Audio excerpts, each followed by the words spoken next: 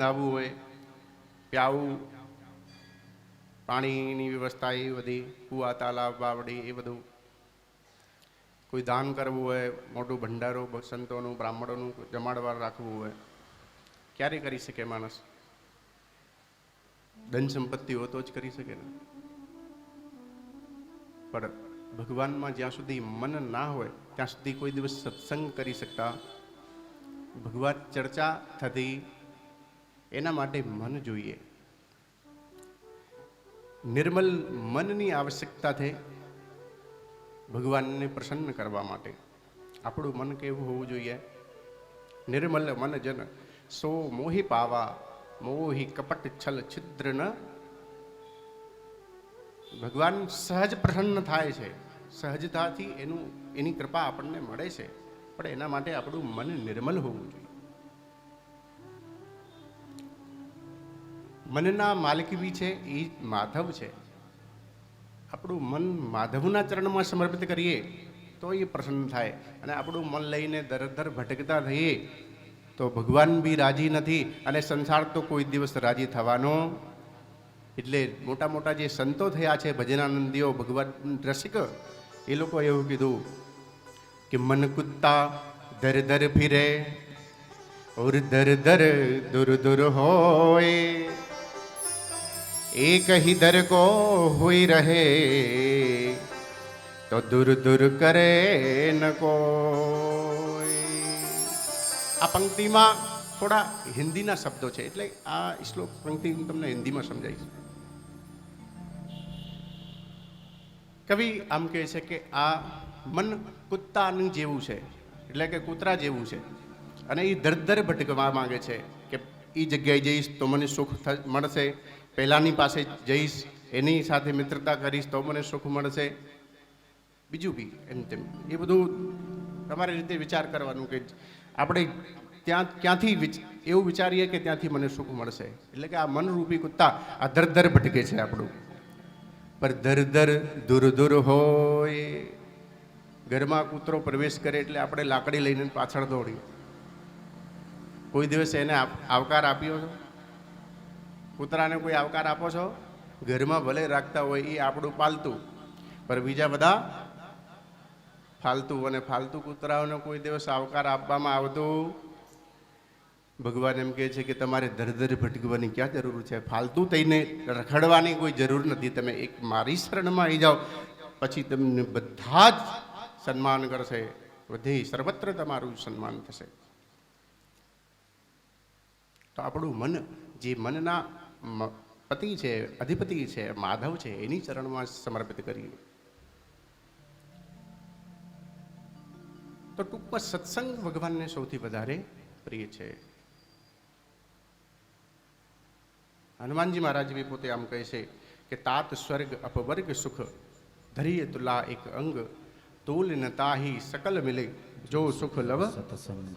નરોધય સિમામ યોગો ન સાંખ્યો ધર્મ એવ ચ, ન સ્વાધ્યાય તપસ્ત્યાગો નિષ્ઠાપૂર્તન ન દક્ષિણા. વ્રતાની યજ્ઞ તીર્થાની નિયમાયમા, યથા વરુંધે સત્સંગ સર્વસંગાપહો હિમામ. આપણને આ વખતે ભાગવત કથામાં શ્લોકો બી ખૂબ સાંભળવા મળશે. ભલે ખબર ના પડે, પણ ભાગવતજીના શ્લોક કાનમાં પડે એનાથી આપણું શરીર બી પવિત્ર થાય, અને આજુબાજુનું વાતાવરણ એટલે કે પ્રકૃતિનું બી કલ્યાણ થાય. આ આખી પ્રકૃતિ છે એ સજીવ છે સાહેબ.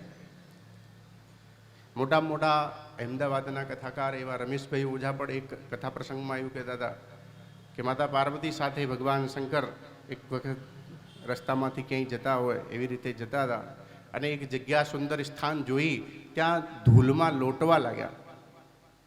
તો માતા પાર્વતીએ પ્રશ્ન કર્યો કે ભગવાન તમે આ ધૂળમાં શું કામ લોટો છો? કે આ કામ તો ભગવાન બાલકૃષ્ણનું છે, આ ધૂળમાં ખેલતા હતા.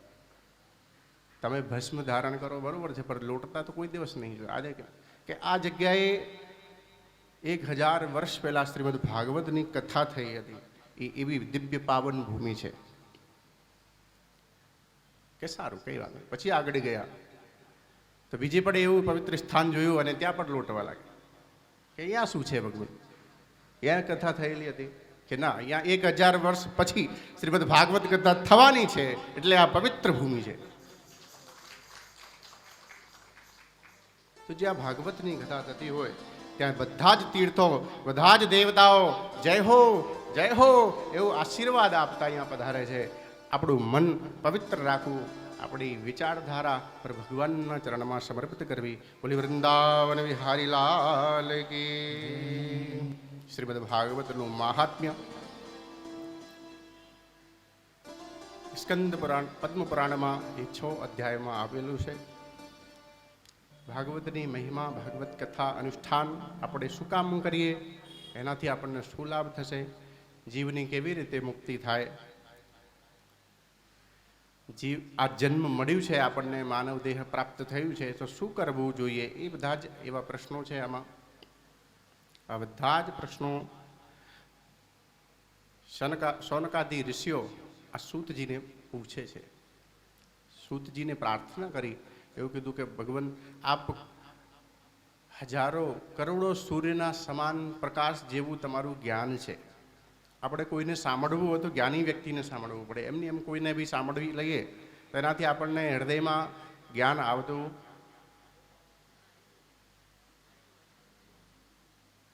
માંગવાવાળા કોઈ આવ્યા હોય એને તમે 1-2 રૂપિયા આપો તો કેટલા બધા આશીર્વાદ અને ભગવાનના વચનો સંભળાવે છે. પણ એનું સાંભળેલું આપણે કોઈ દિવસ હૃદયમાં ઉતરે છે? કોઈ દિવસ નથી ઉતરતું. જ્ઞાની પુરુષને, જ્ઞાની પુરુષ છે જે વેદ પુરાણના શાસ્ત્રોના જાણકાર એવા દિવ્ય સૂતજી મહારાજ, એની પૂજન કર્યું અને વ્યાસપીઠ ઉપર વિરાજમાન કરી પ્રશ્ન કર્યા છે કે તમે કરોડો સૂર્યના તેજ સમાન તમારું જ્ઞાન છે, આપ અમારા અજ્ઞાનરૂપી અંધકારને દૂર કરો. કે આ સંસારમાં સૌથી સારું એવું સુલભ કયો ઉપાય છે કે જેના કરવાથી આ સંસારી પ્રાણીઓ જે મોહ માયાથી ગ્રસિત છે, કાલરૂપી સર્પના મુખમાં જ છે. આપણે બધા જ કેવા છીએ? કાલની કોઈને ખબર છે? ઓ માજી, અમુક અડધી માજીઓ તો ઊંઘી ગયા. બોલો કે કાલની કોઈ ચિંતા નહીં, આપણે આજે તો આરામ કરી.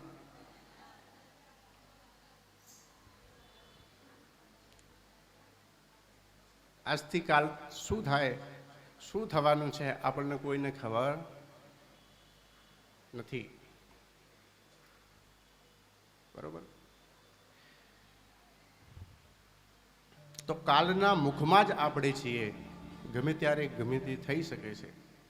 અત્યારનું સમય બી આ બહુ જ અઘરું કહેવાય, કેમ કે આપણા દેશમાં પણ બહુ બધી જગ્યાએ વરસાદનો પ્રકોપ છે, એવું બધું છે. બરોબર?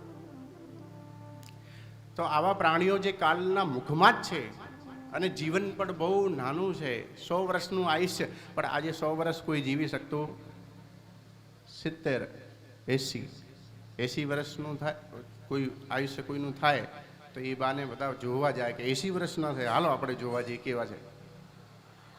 કેમ કે આપણને વિશ્વાસ નથી કે આવનારા સમયમાં આપણે 80 વર્ષ સુધી ચાલીશું, એટલે જોઈ લઈએ કે 80 વર્ષના કેવા છે.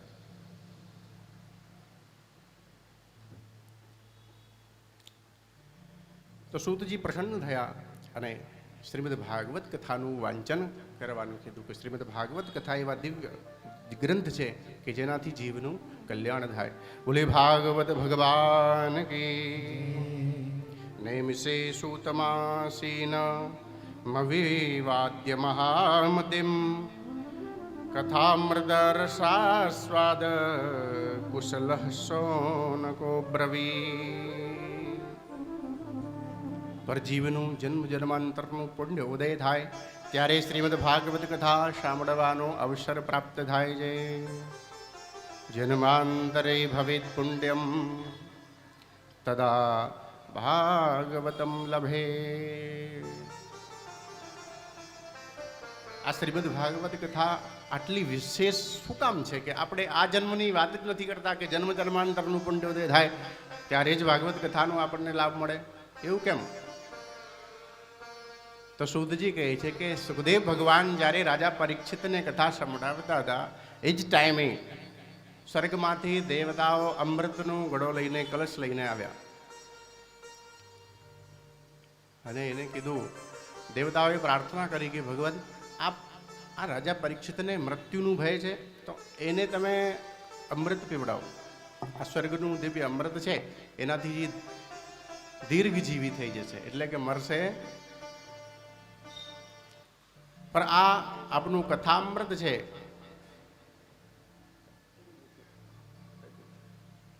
ઓછું રાખો. આ કથામૃત છે એ આપ અમને શ્રવણ કરાવો. સુખદેવ ભગવાનના મનમાં થયું કે આ દેવતાઓ આયા શરણમાં, આયા ખરા, પણ વ્યાપાર વૃત્તિ લઈને આયા કે આપ અમૃત લઈ લો અને એની બદલામાં આપ અમને શ્રીમદ ભાગવત કથા સંભળાવો. કે આ શ્રોતાઓ નથી, આ ભગવત રસિક નથી, પ્રેમી નથી, આ તો વ્યાપારીઓ છે સાહેબ. તો સુખદેવ ભગવાને શું કીધું કે તમે કથા સાંભળવાના અધિકારી નથી, એટલે યુ કેન ગો, આપ જા સકતે હો. બધાને બગાડી દીધું. જાય દેવતાઓ નારાજ થયા અને પિતા બ્રહ્માજીની શરણમાં ગયા કે પિતામાં, કે આ શ્રીમદ ભાગવત કથાનું એવી તો કેવી મહિમા છે કે સુખદેવજી અમને આ કથા અમૃતના બદલામાં પણ નહીં આપી. તો બ્રહ્માજીએ કીધું કે 7 દિવસ સુખદેવજી દ્વારા રાજા પરીક્ષિત કથા સાંભળે અને એના પછી શું જોવા મળે, આપણને શું રિઝલ્ટ મળશે જોઈ લઈશું બધા ભેગા થઈ. પર 7 દિવસ સુખદેવજીના મુખથી રાજા પરીક્ષિતે ભાગવત કથા સાંભળી અને એની દિવ્ય ગતિ જોઈ, સદગતિને જોઈ દેવતાઓ આશ્ચર્યચકિત થયા.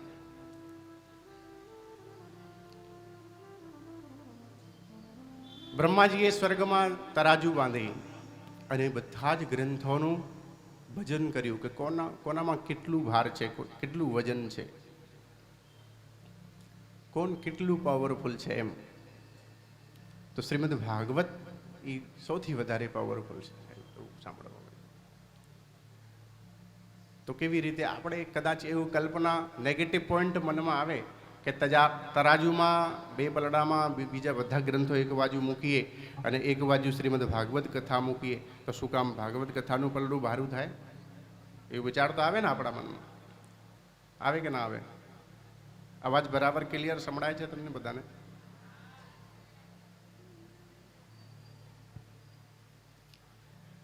તો જગત પિતા છે બ્રહ્મા, એ સ્રષ્ટા છે, સૃષ્ટિ કરનાર દેવ છે. એની પાસે ગયા હોય અને એ આમ કહી દે કે ભાગવત સર્વશ્રેષ્ઠ ગ્રંથ છે, તો આપણે બધાએ માનવું પડે કે નહીં? બોલો, માનવું પડે ને? ઉદાહરણથી એમ સમજીએ કે જેમ નાના નાના બાળકો બે કોઈ વસ્તુ, ખાવાની વસ્તુ માટે રડતા હોય, એકબીજા જોડે ઝઘડા કરતા હોય, એ ટાઈમે માતા આમ કહી દે કે લો છોકરાઓ, હું તમને બંનેને બરાબર બરાબર આપું છું, હવે ઝઘડતા. બોલો, બંનેની તાકાત છે કે ઝઘડો કરી શકે? માં 2 છોકરાઓને આમ કહી દે કે તમારે હવે ઝઘડવાનું. છોકરાઓને બાપાની તાકાત નથી, માં કહી દે પછી તો ઝઘડવાની, તો પછી છોકરાઓને ક્યાં ચાલે? બોલો, રાધે રાધે. આવી રીતે બ્રહ્માજી સ્વર્ગમાં એ નિર્ણય આપે છે કે શ્રીમદ ભાગવત સર્વશ્રેષ્ઠ ગ્રંથ છે. વેદ ઓર ઉપનિષદ જે મૂળમાં છે, ગ્રંથોના મૂળ કોણ છે? તો વેદ. અને વેદની જે રચાઓ છે એ આપણને સુલભ નથી, એ આપણને પ્રાપ્ત થવાની બહુ કઠણ છે. વેદની રચાઓ કદાચ સાંભળી બી શકીએ તો એનો અર્થ શું છે આપણને ખબર પડે. વેદ ભણવું પણ બહુ કઠિન છે. વેદના જ્ઞાતા બ્રાહ્મણો તમે 1000 ભેગા કરો, આમાંથી કદાચ 10% એટલે કે 100 બ્રાહ્મણો એવા હશે જે વેદ ભણેલા હોય, સ્વર સાથે વેદ ભણી શકે. અને સ્ત્રી શૂદ્ર જવંતુનામ ત્રૈન શ્રુતિ ગોચરા. વેદવ્યાસજીએ પહેલાથી ના પાડી છે કે આ વેદ બધાના માટે સુલભ નથી. વેદને આપણે બધા ભણી શકતા નથી. તો જાણવાનું પ્રયત્ન તો કેવી રીતે કરી શકાય? બરાબર ને? એના માટે પવિત્રતા જોઈએ. 15-20 વર્ષ સુધી પાઠશાલામાં ભણવું પડે. આપણે કોઈ 15 દિવસ ક્યાંય શીખવા જવાની વાત થાય તો કેમ આગા પાછા થઈએ? 7 દિવસ કથા સાંભળવાનું એવું પ્રયત્ન કરતા હોય ત્યારે કેવું લાગે છે કે 7 દિવસ સુધી આપણે કેવી રીતે બીજા કામો મેનેજમેન્ટ કરીશું? કે એ બધું પહેલાંથી વિચાર કરવું પડે ને. તો 10-15 વર્ષ સુધી ભણવું એટલે બહુ કઠિન છે. આમાં એક વેદ ભણી શકાય, 4 વેદ ભણવું તો બહુ જ અઘરું છે. તો શ્રીમદ ભાગવત બધાના માટે સુલભ છે. અને એ ટાઈમે બધા જ દેવતાઓએ, ઋષિમુનિઓએ બધાએ માની લીધું કે શ્રીમદ ભાગવત સૌથી શ્રેષ્ઠ છે. બોલે ભાગવત ભગવાન કી. તો ભાગવત શું છે સંક્ષિપ્તમાં સમજી લઈએ. આપ બધા જ રસિક છો. હું તમારું પર સમય એવી રીતે નહીં લઉં કે જેમાં ટાઈમ પાસ થતું હોય એવું લાગે. તો ભાગવત છે એ ભગવતા પ્રોક્તમ ઇતિ ભાગવતમ, જે ભગવાને કહેલું છે એ ભાગવત છે, અથવા જે ભગવાનનું જ છે એ ભાગવત છે, અથવા ભક્તિ જ્ઞાન અને વૈરાગ્યથી જે સંપન્ન ગ્રંથ છે, જેમાં ભક્તિ બી ભગવાનની અગણિત અમાપ ભક્તિ ભરેલી હોય, અનગનત જ્ઞાન છે, અનંત વૈરાગ્યના બખાણો જ એમાં છે, એવું દિવ્ય ગ્રંથ છે એ શ્રીમદ ભાગવત છે. અથવા ભક્ત અને ભગવાનનું જે મિલન છે, સંયોગ છે, ભગવાન ઓર ભક્તની જે લીલાઓ છે એ જ બધી ભાગવત છે. એવા દિવ્ય ગ્રંથમાં આપણે સૌ પ્રવેશ કરીએ. આ શ્રીમદ ભાગવતની કથા દેવર્ષિ નારદે પ્રાર્થના કર્યા, દેવર્ષિ નારદ દ્વારા પ્રાર્થના કરવામાં આવ્યા પછી સનકાદિ મુનીશ્વરોએ કરી હતી. ક્યાં કરી હતી? તો હરિદ્વારના કિનારે, ગંગાજીના કિનારે હરિદ્વારમાં. તો કેવી રીતે? નારદજી એને પ્રશ્ન કરે છે, પ્રાર્થના કરે છે સનકાદિ મુનિઓને. ત્યારે સનકાદિ મુનિઓ શ્રીમદ ભાગવતની કથા કરે છે. તો નારદજી તો લોક પરલોકમાં ભ્રમણ કરે છે એવા મુનિ છે, બરોબર? તો એની ઈચ્છા થઈ કે હાલો આપણે પૃથ્વી લોકમાં જઈએ અને જોઈએ કે લોકો શું કરે છે, સંત મહાત્માઓ શું કરે છે, યોગીઓ તપસ્વીઓ કોઈ છે કે નહીં, યજ્ઞ અનુષ્ઠાન આદિ કંઈક થાય છે કે નથી થતું. આવું બધું જોવા નીકળ્યા નારદજી. પણ નારદજીએ આખા સંસારમાં, પૃથ્વી લોકમાં દરેક તીર્થો ફરી લીધા અને જોયું કે મહાત્માઓ છે એ હાલ મહાત્મા રહ્યા વિરક્તા સપરિગ્રહ, જેને આપણે વૈરાગી બાબા સમજીએ, એ સંગ્રહ પરિગ્રહ કરવામાં લાગેલા છે. જેને મૌની બાબા કહીએ એના ઘરમાં જ વધારે કકરાટ થતું હોય. જેને ત્યાગી મહારાજ કહીએ એની પાસે જ મોટી સંપત્તિ મળે, બરોબર?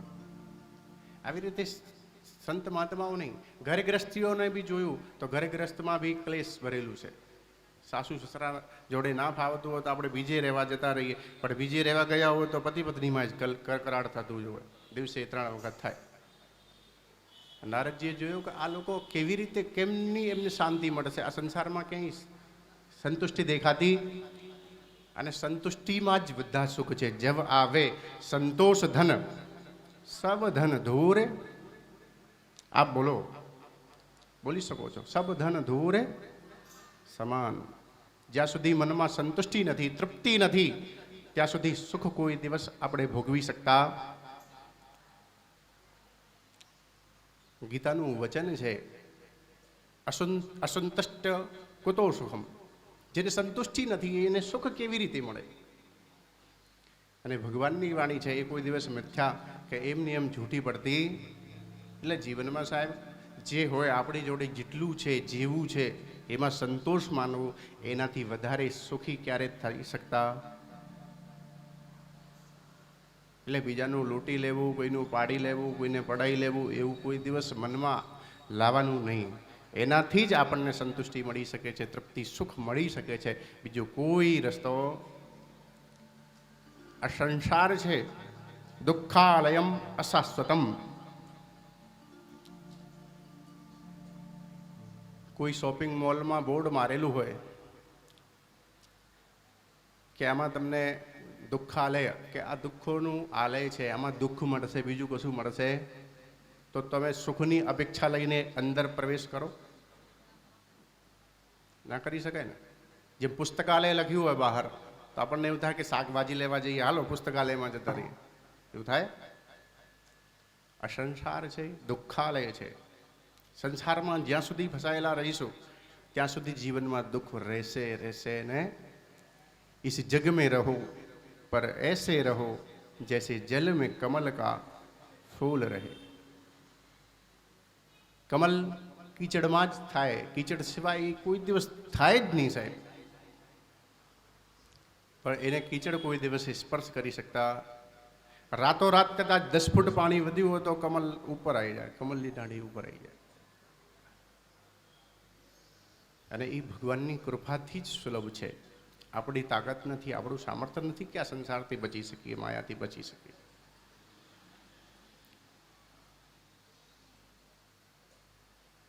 બોલી બાંકે બિહારીલાલ કી. તો નારદજીએ જોયું કે આ સંસારમાં બધા જ પ્રાણીઓ દુઃખી છે અને એ પોતાના કર્મોથી જ દુઃખી છે, એને બીજું કોઈ દુઃખી કરવા વાળું. તીર્થોમાં તો ભ્રમણ કર્યું, પણ ભગવાનનું દિવ્ય એવું ક્રીડા સ્થળ છે શ્રીધામ વૃંદાવન, ત્યાં જોયું તો એક નવયુવતી સ્ત્રી છે, એની પાસે 2 વૃદ્ધ પુરુષ પડેલા છે, સેંકડો સ્ત્રીઓ એની સેવામાં છે. તો નારદજીના મનમાં થયું કે આ શું મીટિંગ ચાલે છે, શું થાય છે, જોઈ લઈએ આપણે. પણ વિચાર કર્યો કે આ 100-200 બધા જ સ્ત્રીઓ છે, હજારો, આપણે સાધુ મહાત્મા સ્ત્રીઓની વચ્ચે જવાની ક્યાં જરૂર છે. તો પાછા વળવાનું પ્રયત્ન કર્યું. એ જ ટાઈમે નવયુવતી સ્ત્રી જે છે એ નારદજીને બોલાવે છે. ભો ભો સાધો છડમ તિષ્ઠ, કે અરે મહાત્માજી, હું તમારી જ રાહ જોતી હતી, તમે થોડી વાર માટે પાછા આવો. તો નારદજીને થયું કે સારું, હવે આપણે જઈ શકાય, એ લોકોએ બોલાવ્યું છે તો આપણે જવાય. તો પરિચય પૂછ્યું કે દેવી તમે કોણ છો? આ વૃદ્ધ પુરુષ 2 પડેલા છે, આ કોણ છે? અને આ તમામ અનગિનત સેંકડો હજારો સ્ત્રીઓ તમારી સેવામાં છે, આ બધા કોણ છે? તો નવયુવતી સ્ત્રી આપણનું પોતાનું પરિચય આપે છે. અહમ ભક્તિ રીતિખ્યાતા ઇમૌ મે તનયો મતો જ્ઞાન વૈરાગ્ય નામાનો કાલયોગે ન જર્જરો. કે નારદજી, મારું નામ ભક્તિ છે. અહમ ભક્તિ રીતિખ્યાતા, મને બધા જ ઓળખે છે કે મારું નામ ભક્તિ છે. આ મારા 2 પુત્ર જ્ઞાન અને વૈરાગ્ય, મારા પુત્ર છે પણ કાલ યોગેન જર્જરો, કે આ કાલનું સમયનું પ્રભાવ તો જો કે જ્ઞાન અને વૈરાગ્ય વૃદ્ધ અને મૂર્છિત અવસ્થામાં પડી ગયા છે. તમામ સ્ત્રીઓ મારી સેવા કરે છે. આ ગંગા આદિ દિવ્ય નદીઓ છે. આપણે તીર્થોમાં જઈએ તો કંઈક સારું થાય એના માટે જઈએ ને, તીર્થયાત્રા કરવા. એમને એમ ફરવા જવાનું મન થાય કોઈ દિવસ, ચાલો તીર્થમાં ફરતા આવીએ ના. થોડી પણ હૃદયમાં ભક્તિ જાગૃત થાય ત્યારે જ તીર્થ ક્ષેત્રમાં જવાનું મન થાય. જ્યાં નદીઓ છે એ તીર્થ સ્થાન છે ઘણા. જ્યાં સંતો છે, ભગવત ભક્તો છે, રસિકજનો છે, જ્યાં તપસ્યા કરતા હોય, યજ્ઞ અનુષ્ઠાન કરતા હોય, એને તીર્થ ક્ષેત્ર કહેવાય. તો આ બધા જ તીર્થોમાં પવિત્ર નદીઓ ભક્તિ મહારાણીની સેવામાં છે. નારદજીને આશ્ચર્ય થયું કે માતા તો યુવતી છે અને એના 2 પુત્ર આ વૃદ્ધ કેમ પડેલા છે, શું કારણ હશે? તો ભક્તિ મહારાણી નારદજીને પ્રાર્થના કરે છે કે ભગવાન, મારી આ પીડા હવે મારાથી સહન થતી નથી. વિદેશે ગમ્યતમ મયા, કદાચ આવી પીડા મને આ દેશમાં રહેશે, ભારત દેશમાં, તો હું વિદેશ જતી રહીશ. નારદજી મનમાં ખરેખર ગભરાઈ ગયા. આવું ભાગવતજીમાં લખ્યું છે કે ભક્તિ મહારાણી આપણું દેશ છોડીને જાય એમાં આપણું કલ્યાણ, કેમ કે ભક્તિ જ છે, એના બલથી, એના પ્રભાવથી ભગવાન બંધનમાં આવી શકે છે. ભક્ત કે બંધન में મોહન બંધ ગયે, ભક્તોને જો ભી બનાયા બન ગયે. ભક્તિમાં જ આટલી તાકાત છે, આટલું પ્રભાવ છે કે જેનાથી ભગવાન પણ બાંધાઈ શકાય. આપણે ગમે એટલું જપ કરીએ, તપ કરીએ, આગળ આવશે બધી કથાઓ. તપસ્વીનો દાન પરા યશસ્વીનો મનસ્વિનો મંત્ર વિદસ્સુ મંગલા, ક્ષેમમ ન વિંદંતિ વિનાય દર્પણમ તસ્મૈ સુભદ્રસ્ત્રવસે નમો નમઃ. કે ગમે એટલા મોટા તપસ્વી થઈ જાય, ગમે એટલા મંત્રવેત્તા ઋષિ થાય, ગમે એટલા મોટા યોગી થઈ ગયું હોય, પણ ભગવાનની કૃપા મેળવી શકાય એ તો એની કૃપા થાય ત્યારે જ આપણી ઉપર એ કૃપા કરી શકે છે. એની શરણમાં છીએ, એને શરણાગત થઈએ ત્યારે જ એની કૃપા થાય. એના સિવાય ગમે એટલું પ્રયત્ન કરીએ તો સંભવ નથી. તો નારદજીએ વિચાર કર્યો કે ભક્તિ મારાની આ દેશ છોડીને ના જવી જોઈએ, એના માટે આપણે પ્રયત્ન કરીએ. તો નારદજીએ શું કર્યું? તો વેદના મંત્રોનું ઉચ્ચારણ કર્યું. જ્ઞાન અને વૈરાગ્યના કાનમાં વેદના મંત્રો સંભળાયા, ઉપદેશોના મંત્રો સંભળાયા. ગીતા પાઠેર મુહુર્મુહુ, અને વારંવાર શ્રીમદ ભગવદ્ ગીતાનું પાઠ પર સંભળાયું. આ બધા જ મંત્રો અને શ્લોકો સાંભળીને જ્ઞાન વૈરાગ્ય ઊભા થાય છે, પણ ક્ષણ માટે ઊભા થાય. આપણને વેદ મંત્ર સાંભળીએ, શ્લોકો સાંભળીએ તો કંઈ ખબર પડે, પણ થોડી વાર સારું લાગે એવું એમ સમજવાનું ટૂંકમાં ઉદાહરણ.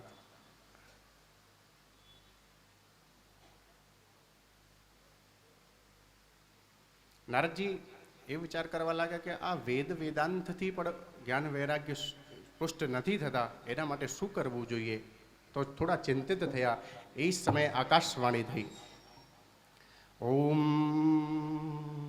અયમ તો ઉદ્યમ સફલસ્તેયમ ભવિષ્યતે ન સંશય. કે નારદજી, તમે થોડું હજી પરિશ્રમ કરો, તમારું પરિશ્રમ એક દિવસ સફળ થશે. શું કરવું જોઈએ? તો કે કોઈ સંતની શરણમાં જાઓ અને એ સંત તમને સત્કર્મ કરાવશે, અને એ સત્કર્મ થકી જ્ઞાન અને વૈરાગ્ય પુષ્ટ થશે. આમ કહેવાય, કર્યા વગર કશું મળતું, અને એની પાછળ બીજી લાઈન બી છે, કરેલું કોઈ દિવસ પોગટ જતું. આપણે શ્રદ્ધાથી, વિશ્વાસથી કોઈ બી સત્કર્મ કરીએ એનું ફળ આપણને મળવાનું. નારદજીને પ્રેરણા થઈ કે આપણે હાલો સંતની શરણમાં જઈએ, જેનાથી આપણને સત્કર્મ કરવાનો અવસર મળે. તો બધા જ સંતોની પાસે ફર્યા કે એવું કયું સત્કર્મ કરવું કે જેના કરવાથી જ્ઞાન વૈરાગ્ય પુષ્ટ થાય. ભક્તિ તો બધાને મળી જાય, આપણે બધા ભક્ત જ છીએ, પણ જ્ઞાન અને વૈરાગ્ય સંસારથી આ બહુ કઠિન છે. શરીરમાં અહમતા અને પોતાના સ્ત્રી પુત્રાદિ બંધુ બાંધવોમાં મમતા, એ છોડવું બહુ સહેલું, એને વૈરાગ્ય કહેવાય. એટલે કે સંસારનું જ્ઞાન અને વૈરાગ્ય આ જ કઠિન છે. તો એ સત્સંગના માધ્યમથી, સત્કર્મના માધ્યમથી આપણને એ બી સુલભ થાય છે. નારદજી ઘણા બધા સંતો પાસે ગયા, મહંતો પાસે ગયા, મોટા મોટા જ્ઞાનીઓ યોગીઓ પાસે ગયા, અને એક જ પ્રશ્ન કે એવું કયું સત્કર્મ કે જેના કરવાથી જ્ઞાન વૈરાગ્ય પુષ્ટ થાય? તો અમુક મહાત્મા એમ કહે છે કે હમણાં કે નવરાત્રિ ચાલે છે, મારે મૌન વ્રત છે, કે હમણાં કંઈ કહેવાય? કેમ કે મનમાં વિચાર કર્યું કે નારદજી જેવા મોટા સંત જ્ઞાની, એને આપણે શું સલાહ આપી શકીએ? હે, મહાત્મા એવું તો વિચાર કરે ને કે આ પોતે પૂછવા વાળું કોણ છે કે નારદજી. અચ્છા, તો એ એવું કયું સત્કર્મ છે કે એ ના જાણતું હોય, આપણે જાણતા હોઈએ? તો ના પાડે કે ના, હમણાં મૌન વ્રત ચાલે છે. બીજા કોઈની પાસે ગયા તો એને કીધું કે હમણાં કે આ મહંતજી અમારા કે અહીંયા છે નહીં, પલાયન કરી ગયા, આશ્રમ છોડીને થોડા દિવસ માટે જતા રહ્યા, કે નારદજી કંઈક પૂછશે, આપણે કશું કહેવાશે નહીં, તો લાખો ભક્ત છે, લાખો શિષ્ય છે, એને એવું થશે કે અમારા ગુરુજીને કશું આવડતું.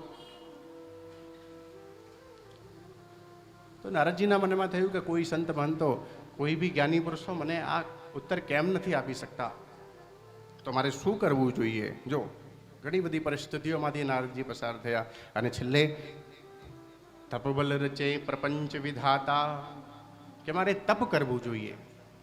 તપસ્યામાં બલ છે.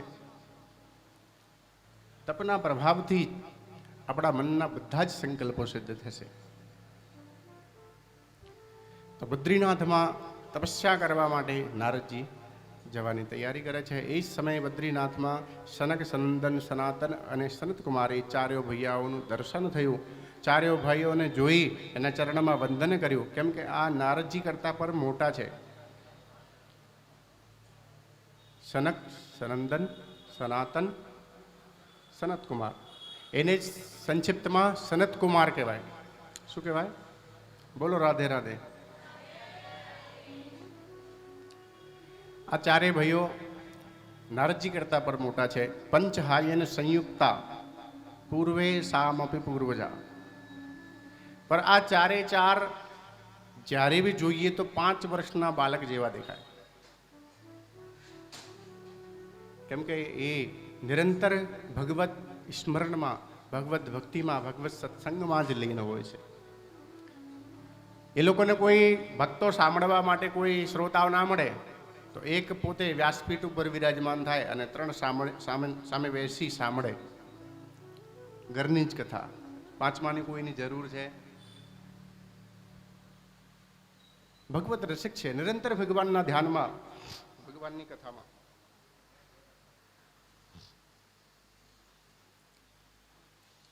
તો એવા દિવ્ય સનતકુમારોની શરણ ગ્રહણ કરી નારદજીએ પ્રશ્ન કર્યો કે જ્ઞાન વૈરાગ્ય જેનાથી પુષ્ટ થાય એવું કયું સત્કર્મ છે?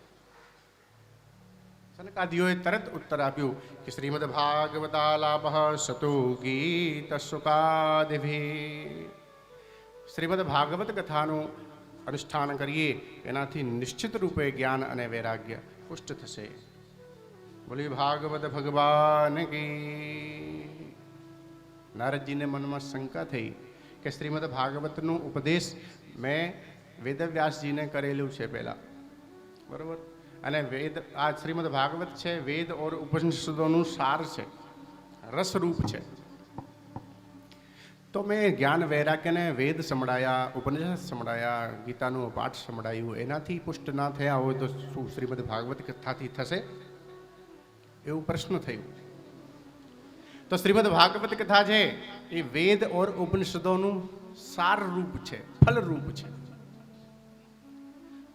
જેમ કે કેરીના ઝાડ પાસે જઈએ પણ એનું ફળ ખાઈએ ત્યારે રસ અને સ્વાદની ખબર પડે, પણ દાંત એની ડંઠી તોડીને ખાઈએ તો દાંત બહાર આવે પર સ્વાદ આવે, 32 દાંત બહાર આવે પણ સ્વાદ આવશે. સનકાદિ મુનિઓએ કીધું કે નારદજી, જેવી રીતે રસ ફલમાં છે એવી રીતે જ આ શ્રીમદ ભાગવત વેદ ઓર ઉપનિષદોનું સાર રૂપ છે, ફલ રૂપ છે. જે કામ ફલ કરી શકે છે એ વૃક્ષ કોઈ દિવસ કરી શકતા. ઘી દૂધમાંથી જ ઉત્પન્ન થાય છે, પણ દીવો ઘી નો કરી શકાય, દૂધનો કોઈ દિવસ દીવો થાય? અને આપણે આમ જીદ કરીએ કે સાસુમાં કે મારી જોડે ડિગ્રી છે, તમને શું ખબર પડે છે કે આ દૂધ, ઘી દૂધમાંથી જ નીકળે છે, દૂધ તો આ ઘીનો એ બાપા છે કે બાપ છે, કે એનો દીવો થાય? કેમ ના થાય? તો થાય દીવો કોઈ દિવસ, ભલે ગમે એટલી મોટી ડિગ્રી હોય. સાસુમાં કહે છે કે તારી જોડે ડિગ્રી ખરી પણ અનુભવ હજી દીવો ઘીનો જ થાય, દૂધનો કોઈ દિવસ ના થાય.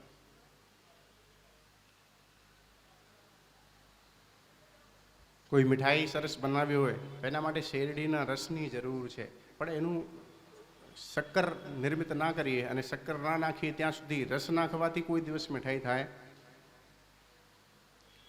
નારદજીને સ્મરણ થયું કે સારું, આપણે શ્રીમદ ભાગવત કથા કરીશું. પણ બદ્રીનાથમાં આ બંને ભેગા થયા એટલે પૂછ્યું કે આ ભાગવત કથા ક્યાં કરવી જોઈએ, કયો એવું દિવ્ય સ્થાન છે કે જેનાથી સંસારી જન છે એને બી લાભ મળે અને સંન્યાસી જન છે, યોગી સંત મહાત્માઓ છે એને બી લાભ મળી શકે. તો બદ્રીનાથમાં બેઠા બેઠા વિચાર કર્યો અને એક જગ્યા નિયુક્ત કરી જેને હરિદ્વાર કહેવાય, ગંગાના દિવ્ય તટ એવા હરિદ્વારમાં શ્રીમદ ભાગવત કથા સનકાદિ મુનિઓએ કરી. બોલી ગંગા મૈયા કી. અને હરિદ્વાર ગંગાના તટમાં કથા સાંભળનાર ભક્તો અહીંયા પણ ઉપસ્થિત છે અને રસિક છે. 2 વર્ષ પહેલાં આપણે બધા ભેગા થયેલા. કેટલા લોકો છે જે હરિદ્વારની કથામાં હતા? એવું છે? આ ઓછી સંખ્યા હોય તો 2 હાથ ઊંચા કરી દેવાના, એવું લાગે વધારે છે. સંખ્યા ઊંચી લાગતી હોય આમ આજુબાજુ જોઈ લેવાનું કે ઓછા લાગે છે તો હાલો 2 હાથ ઊંચા કરી દેવાના.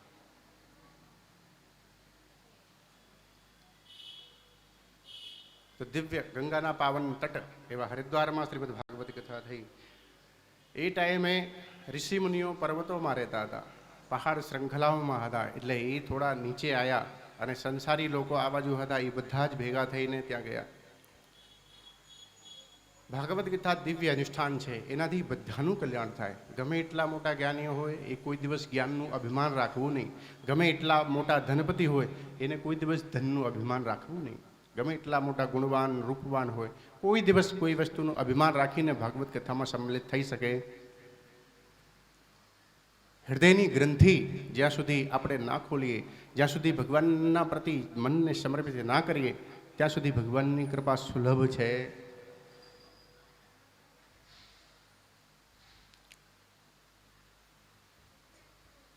ભગવાન કૃપા થાય તો એ એક તુલસીના પાનમાં બી મળે છે.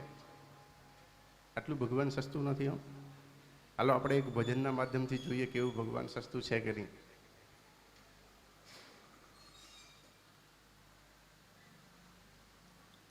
તુલસીનું પાન અર્પણ કરીએ ત્યારે બી ભગવાન પ્રસન્ન થઈ શકે છે. અને ગમે એટલી મોટી સંપત્તિ આપણી જોડે હોય અને એનું અભિમાન લઈને ભગવાનની ચરણમાં જઈએ તો એ કોઈ દિવસ પ્રસન્ન થતા. તો મનનું જ્ઞાનનું અભિમાન કે રૂપનું અભિમાન કે ગુણનું અભિમાન, આપણી ગમે એટલી સંપત્તિ હોય પણ એનું ક્યારેય બી અભિમાન આવે તો ભગવાન આપણાથી દૂર જતા રહે છે. ભગવાન દોડીને આપણી જોડે ક્યારે આવે છે? જ્યારે આપણે અભિમાન રહિત બનીએ ત્યારે.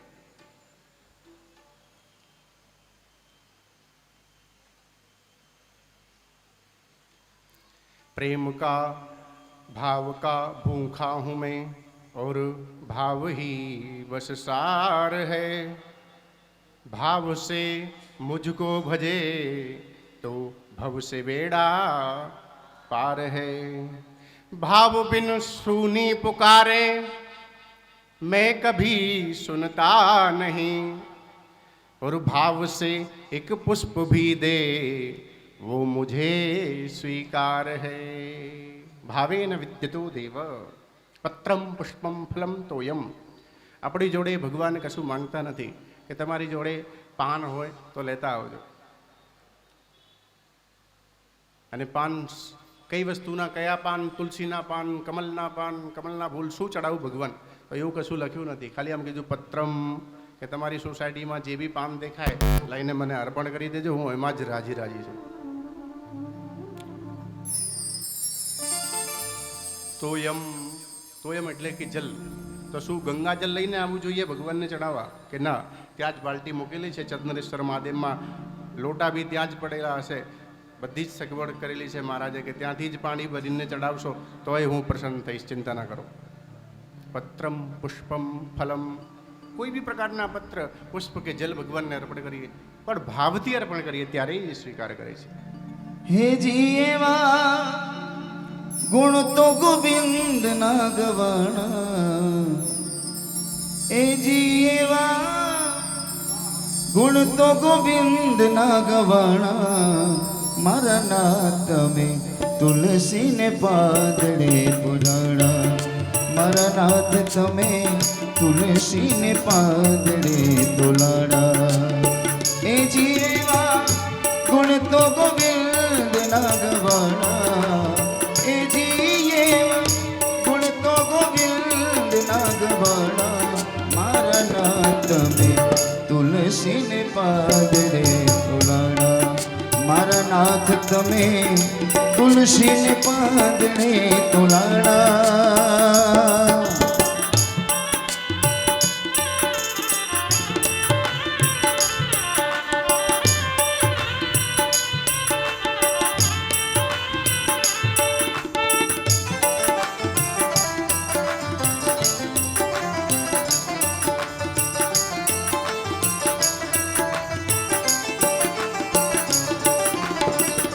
બોડાણે બહુ નમીને સેવ્યા,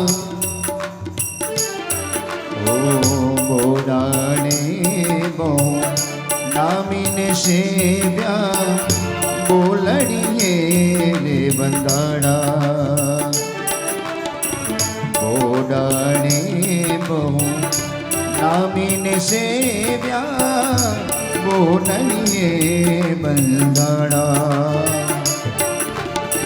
કૃપા રે કરીને મારો પ્રભુજી પધાર્યા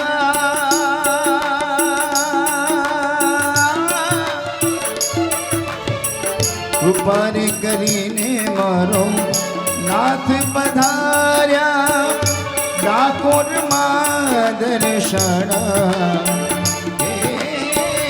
ડાકોરમાં દર્શના મારા નાથ મેં તુલસીને પાદડે તોલાણા મારા નાથ તમે તુલસીના પાદડે તોલાયા હે જીવા ગુણ તો ગોવિંદ લાગવાણા હે જીવા ગુણ તો ગોવિંદ મારા નાથ તમે તુલસીના પાદડે તોલાયા મારા નાથ તમે તુલસીના પાદડે તોલાડા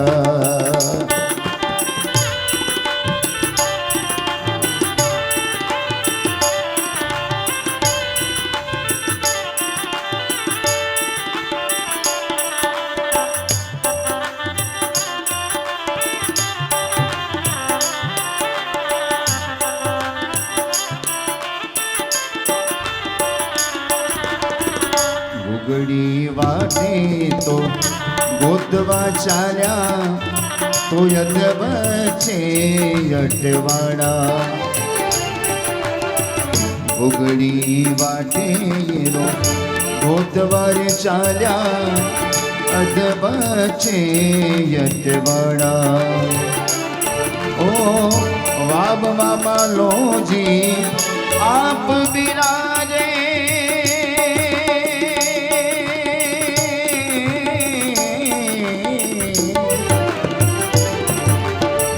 વાવમાં બાલોજી આપને બિરાજે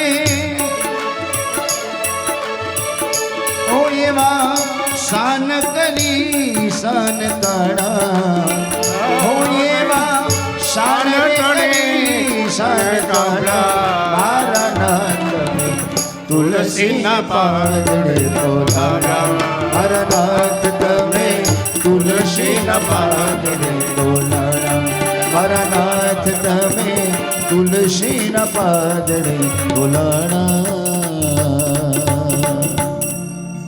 વેદોપનિષદામ સારા જાતા ભાગવતી કથા એવી દિવ્ય વેદ ઓર ઉપનિષદોનું સાર શ્રીમદ ભાગવત કથા છે જે હરિદ્વારમાં ગંગાજીના તટે સનકાદી મુનીશ્વરો દ્વારા થઈ અનગિનત સંત મહંતો યોગીજનો પોતાના સ્ત્રી પુત્ર શિષ્યોના મંડળ સાથે ત્યાં ગયા કથા સાંભળવા. આપણે જ્યારે બી કથા સાંભળવી હોય ને સાહેબ તો બધાને ભેગા કરવા પડે અને ભેગા થાય એની જ કથા કહેવાય. એકલા કે બે જણા પતિ પત્ની ભાગવત કથા કરાવે તો સારું લાગે. મહેમાનો આડોશીઓ પાડોશીઓ સોસાયટીવાળા તો આપણે પ્રયત્ન કરીશું કે આજે તો પ્રથમ દિવસ છે વાંધો નહીં, પણ આવનાર 6 દિવસ કેટલા 8 દિવસ તમે તો ભાગવત કથાને કે રબર જેવું કીધું કે 7 દિવસની કથા 9 દિવસની કરી. સારું, કંઈ વાંધો નહીં. 8 દિવસ સુધી ભાગવત કથા સાંભળવા આપણને બીજા 8 દિવસ સુધી બી મળશે. તો આપણા ઈષ્ટ મિત્રો, સ્નેહીજનો, મિત્રગણ, આડોશી પાડોશીઓ બધાને ભેગા કરીને લઈ જવું જોઈએ એવું આપણી ભાવના રાખવી. કેમ કે આમાં એવું જ લખ્યું છે, ભૃગુરુ વશિષ્ઠશ્ચ વનશ્ચ ગૌતમો મેધાતિથિર્દેવલદેવરાદો રામસ્તથા ગાદિસુતશ્ચ સાકલો મૃગંડપુત્રાત્રિજ પિપ્પલાદા યોગેશ્વરો વ્યાસ પારાશરૌ ચ છાયા સુકોજા જલે જન્મોજા સર્વેપ્યમી મુનિ ગણ સહ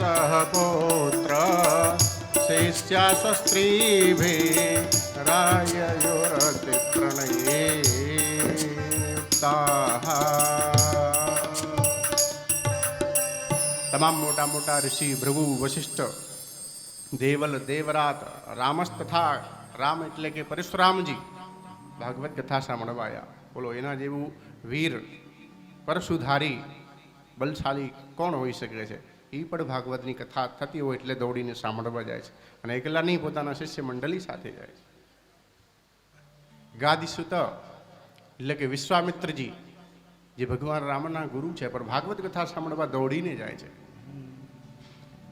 તો આપણે તો પામર જીવ, તારું મારું એમાં જ પડેલા એવા પામર જીવ ને. આપણા આ જીવનું કલ્યાણ કરવું હોય તો એકલા નહીં, બધાને ભેગા લઈને ચાલવું જોઈએ. અને આ કથા તો ખરેખર બધાને ભેગા લઈને જ ચાલે છે. કેમ કે સામૂહિક પ્રસંગ જ્યારે બી કરવામાં આવે છે ત્યારે બધાનું મન રાખવું પડે થોડું થોડું. અને આપણે એ જ વિચારીને ચાલીએ કે આ મારું પ્રસંગ છે પણ બધાને સાચવવાનું, એટલે બધા સચવાઈ જશે. તો ભલે સામૂહિક પ્રસંગ હોય પણ આપણું છે એવું માનીને ચાલીએ તો વ્યવસ્થિત રીતે સંપન્ન થાય અને એનાથી જ ભગવત કૃપાની પ્રાપ્તિ થાય. ધર્મ છે એનું મૂળ છે મોક્ષ. આપણે ધર્મ કરીએ શા માટે કરીએ? બોલો, કોઈ બી સત્કર્મ કરવું હોય તો એનું ફલ શું? મોક્ષ, મુક્તિ માટે, સંસારથી મુક્તિ, ભગવાનની ભક્તિ, એના માટે કરીએ. ધર્મસ્ય હ્યાપવર્ગસ્ય નાર્થોર્થા યોપકલ્પતે. ધર્મ છે એનું ફલ મુક્તિ છે, એટલે મુક્તિ માટે કરીએ. તો આપણે કથાનું ટાઈમ બી રહેશે. કેટલા કલાકની કથા કરાવી છે તમારે કહો?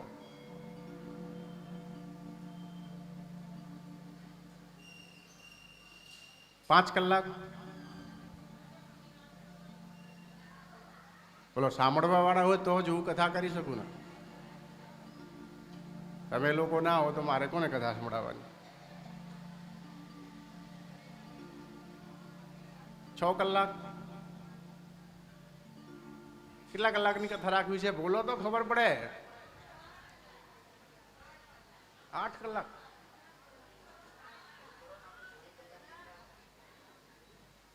સારું, વાંધો નહીં. 9 દિવસની કથા છે એટલે આપણે 3 કલાકનું સત્ર રાખીએ. પણ આ 3 નહીં સમજવાના, તમારે 4 કલાક સમજીને ચાલવાનું. 2:30 વાગે એડજેક્ટ તમારે અહીંયા આવીને બેસી જવું પડે, બરાબર? કથા ચાલુ થાય પછી તમે આવો તો તમને બી ડિસ્ટર્બ થાય અને બીજાને બી ડિસ્ટર્બ થાય. એવું આપણે કરવું. કોઈને નડવાનું, કોઈની જોડે લડવાનું. કેટલા ના પાડો છો? ખરેખર હાથ ઊંચો કરો. કેટલાના મોંમાંથી ના નીકળી? બરાબર. તો આ 3 કલાકનું સત્ર રહેશે, પણ આપણે 4 કલાક ગણીને ચાલવું. એડજેક્ટ 2:30 વાગે તમારે આવી જવાનું, બરાબર? 2:45 વાગે કથા ત્યાંથી પ્રારંભ થઈ જશે એવું વિચારવાનું. પહેલાં આવીશું તો આપણે આગળ બેસવાની વ્યવસ્થા બી વ્યવસ્થિત રહેશે. અને ગમે ત્યાંથી તમે આવો ને તો 5 મિનિટ સુધી થોડી ગરમી લાગે છે, અનુભવ કરીને જોજો. એટલે પંખામાં બેસશો તો એ ગરમી બી શાંત થઈ જશે, પડશે વ્યવસ્થિત બધું થઈ.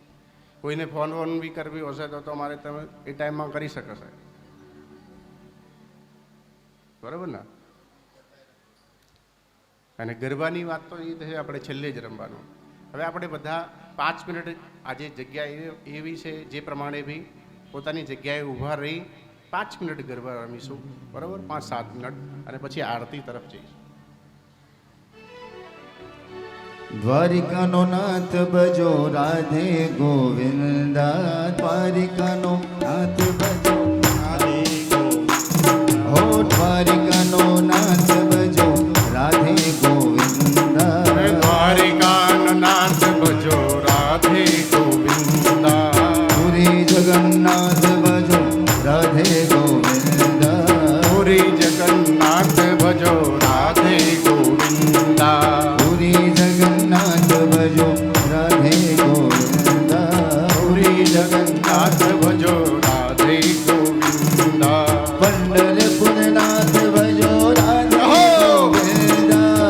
પંઢરપુર નાથ ભજો રાધે ગોવિંદા. પંઢરપુર નાથ ભજો રાધે ગોવિંદા. પંઢરપુર નાથ ભજો રાધે ગોવિંદા. બદરી વિશાળ ભજો રાધે ગોવિંદા.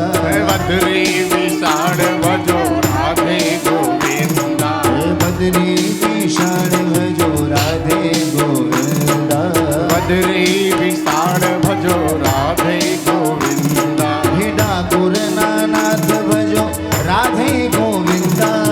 ડાકોરના નાથ ભજો રાધે ગોવિંદા. હે ડાકોરના નાથ ભજો રાધે ગોવિંદા. ડાકોરના નાથ ભજો રાધે ગોવિંદા. ડાકોરના નાથ ભજો રાધે ગોવિંદા. ડાકોરના નાથ ભજો રાધે ગોવિંદા. હે દ્વારિકાનો નાથ ભજો રાધે ગોવિંદા. રાધે ગોવિંદા. હે દ્વારિકાનો નાથ ભજો રાધે ગોવિંદા. હે દ્વારિકાનો નાથ ભજો રાધે ગોવિંદા. કાશી વિશ્વનાથ ભજો રાધે ગોવિંદા. કાશી વિશ્વનાથ હે કાશી વિશ્વનાથ ભજો રાધે ગોવિંદા. કાશી વિશ્વનાથ ભજો રાધે ગોવિંદા. હે રામેશ્વરનાથ ભજો રાધે ગોવિંદા. ધોળેશ્વરનાથ ભજો રાધે ગોવિંદા. રામેશ્વરનાથ ભજો રાધે ગોવિંદા. હે રામેશ્વરનાથ ભજો રાધે ગોવિંદા. મીરાનો નાથ ભજો રાધે ગોવિંદા. હે મીરાનો નાથ ભજો રાધે ગોવિંદા. હે મીરાનો નાથ ભજો રાધે ગોવિંદા. મીરાનો નાથ ભજો રાધે ગોવિંદા. હે નરસૈયાનો નાથ ભજો રાધે ગોવિંદા.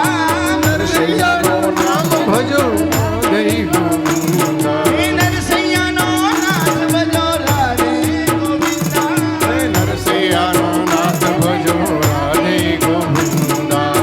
દ્વારિકાનો નાથ મારો રાજા રણ છોડ છે.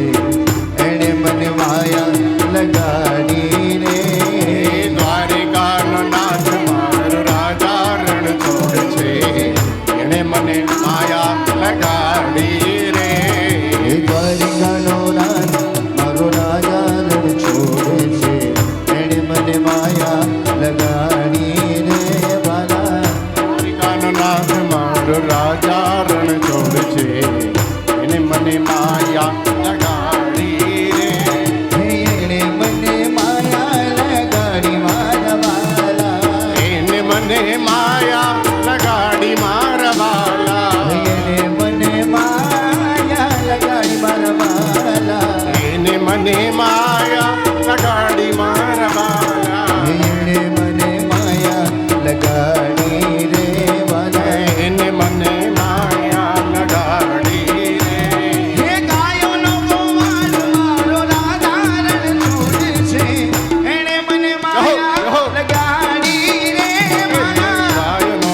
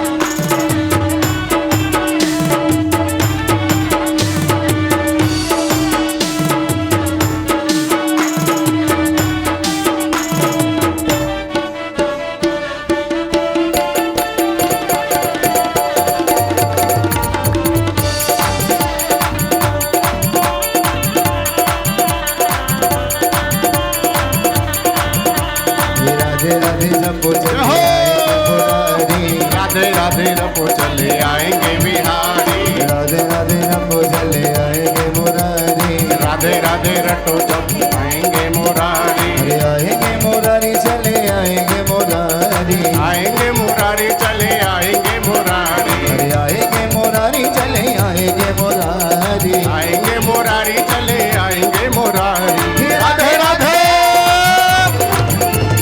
राधे राधे जपो चले आएंगे मुरारी चले आएंगे मुरारी राधे राधे जपो चले आएंगे मुरारी राधे राधे जपो चले आएंगे मुरारी राधे राधे जपो चले आएंगे मुरारी राधे जपो चले आएंगे मुरारी राधे राधे जपो चले आएंगे मुरारी बोले राधा रानी सरकार की भागवत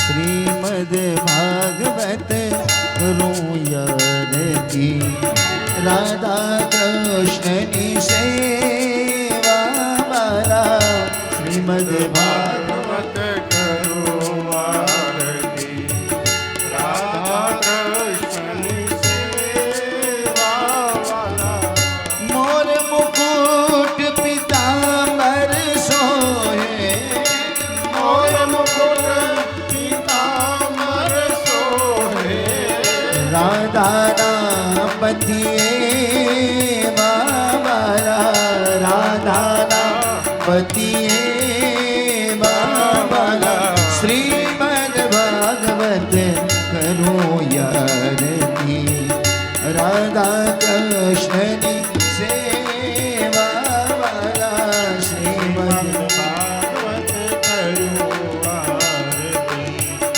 राधा कृष्ण सेवा गोपी जनना प्राण प्रभु छो गोपी जनना प्राण प्रभु छो वारी वारी दर्शन देवा वाला वारी वारी दर्शन देवा रे श्रीमद् भागवत सौ सुखकारी श्रीमद् भागवत सब सुखकारी करूँ हूँ तो निस दिन सेवा वाला करूँ तो निस दिन सेवा वाला श्रीमद् भागवत करूँ